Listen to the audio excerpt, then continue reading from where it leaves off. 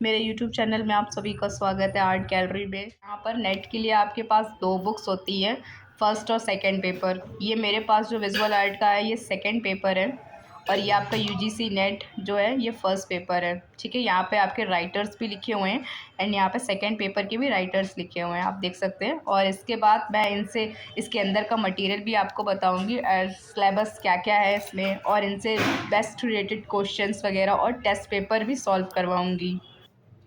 Second paper हमारा, first paper जो होता है हमारा 100 नंबर का होता है और सेकेंड पेपर जो होता है वो 200 का होता है। और इसमें टोटल हमें 3 घंटे दिए जाते हैं। 50 पहले पेपर में हमारे 50 क्वेश्चंस होते हैं जो कि करने कंपलसरी होते हैं, और 100 क्वेश्चन जो सेकेंड पेपर में होते हैं वो भी हमें करने कंपलसरी होते हैं, और इसमें माइनस मार्किंग नहीं होती है।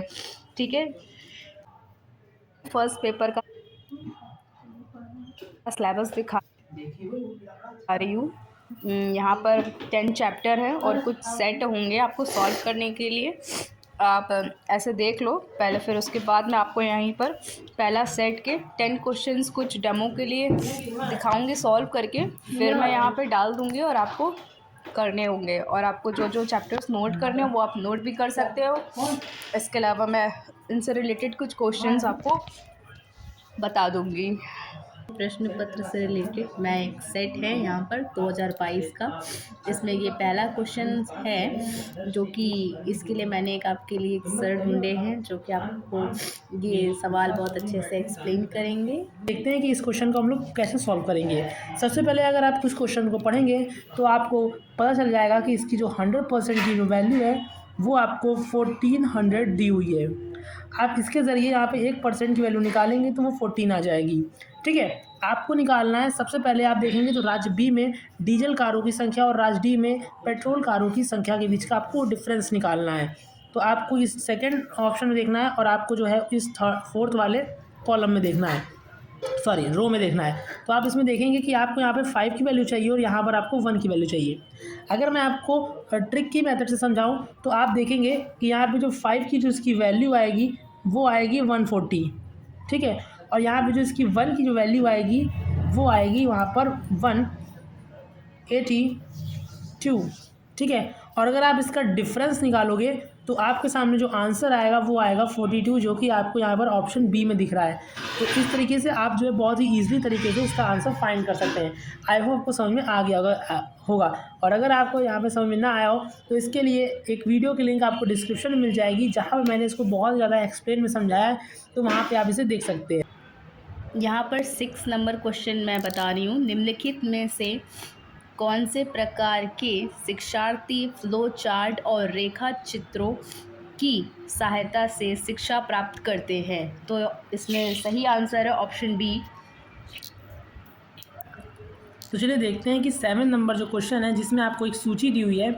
सूची 1 को सूची 2 से मिलाना है, जिसमें आपको देखिए पहला सूची 1 में दिया हुआ है अंतर्भूत शिक्षण। तो अगर आप देखेंगे कि अंतर्भूत शिक्षण किससे संबंधित है तो ये श्री अरबिंदो से संबंधित है, जो कि ऑप्शन आपको 2 में देखने को मिल रहा है। सॉरी, ऑप्शन 2 नहीं, यहाँ पर जो सूची 2 है उसके अंतर्गत 2 ऑप्शन में देखने को मिल रहा है। आपको देखिए ऐसे 2 ऑप्शन देखने को मिल रहे हैं, ऑप्शन ए और ऑप्शन डी।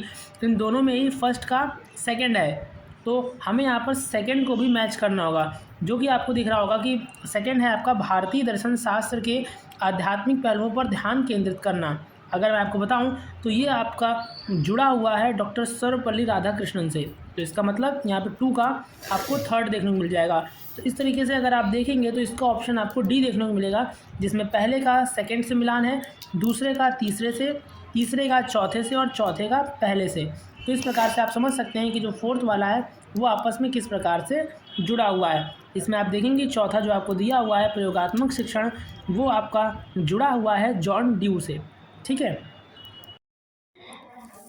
8 नंबर क्वेश्चन है, एक कक्षा में शिक्षार्थियों के व्यक्तिगत अंतरों को चिह्नित करने के लिए शिक्षक द्वारा निम्नलिखित में से किसका प्रयोग किया जा सकता है?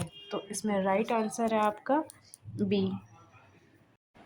चलिए देखते हैं 9 नंबर क्वेश्चन हमारे पास जो है वो है गैर तकनीकी स्नातकोत्तर पाठ्यक्रम के लिए ईपीजी पाठशाला परियोजना के अंतर्गत सृजित ई कंटेंट को निम्नलिखित में से किसके द्वारा वेब पर डाला गया है।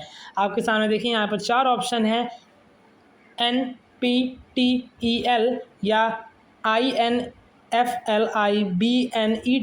या स्वयं पोर्टल या IGNOU पोर्टल। इसका राइट आंसर है बी ऑप्शन। ओके, अब हम लोग को देखना है यहाँ पे इसका 10th क्वेश्चन है, जिसमें लिखा हुआ है निम्नलिखित में से कौन भावात्मक क्षेत्र नहीं है। तो चलिए देखते हैं इसका ऑप्शंस। इसमें सबसे पहला ऑप्शन है प्राप्त करना, दूसरा ऑप्शन है विश्लेषण करना, सी ऑप्शन है मूल्य निर्धारण करना और डी ऑप्शन है संगठित करना। तो इसका राइट आंसर है ऑप्शन बी, जो कि होता है विश्लेषण करना। तो इस प्रकार से आप देख रहे हैं कि हमने हमारे जो फर्स्ट इंट्रोडक्शन वीडियो था उसमें हमने 10 क्वेश्चंस को देख लिया है, और इसके जो नेक्स्ट वीडियो होगा उसमें आपको कुछ और क्वेश्चंस के बारे में बताऊंगी जो कि आपके पेपर से बहुत ज़्यादा रिलेटेड होंगे, और हो सकता है कि आपको पेपर में हूबहू वैसे ही देखने को मिल जाए। तो आप हमारे चैनल को ज़रूर सब्सक्राइब करिएगा और अपने दोस्तों के साथ ज़रूर शेयर करिएगा जो भी UGC नेट की तैयारी कर रहा हो। और उसके साथ साथ मैं आपको यहाँ पे बताना चाहता हूँ कि जैसे मैंने यहाँ पे आपको बताया था कि फर्स्ट क्वेश्चन में मैंने आपको यहाँ पे फर्स्ट का आंसर बताया था जिसका आंसर था 42, ठीक है। उसी से जुड़े हुए कुछ और क्वेश्चन हैं जिसमें आपको क्वेश्चन 2 है, क्वेश्चन 3 है एंड क्वेश्चन 4 है। ये क्वेश्चन और साथ साथ जो क्वेश्चन 5 है वो आपको खुद करने हैं जिस प्रकार से मैंने आपको बताया था। तो आप क्या करिए कि इसका जल्दी से एक स्क्रीनशॉट ले लीजिए, जिससे आप इसको बाद में बहुत अच्छे तरीके से लगा सके।